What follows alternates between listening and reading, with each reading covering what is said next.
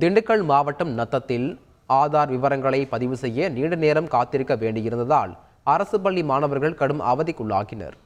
அரசு பள்ளிகளில் ஆதார் சிறப்பு மையங்கள் அமைக்கப்பட்டு மாணவர்களின் விவரங்கள் பதிவு செய்யப்பட்டு வருகிறது. இந்நிலையில் சில பள்ளிகளில் மாணவர்களின் கைரேகை பதிவு ஆகாததால் நத்தம் தாலுகா அலுவலகத்திற்கு செல்ல அறிவுறுத்தப்பட்டனர்.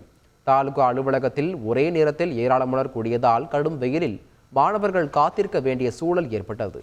இதனால் பள்ளிகளில் ஆதார் சிறப்பு மையங்களை அதிகரிக்க பெற்றோர்கள் கோரிக்கை விடுத்தனர்.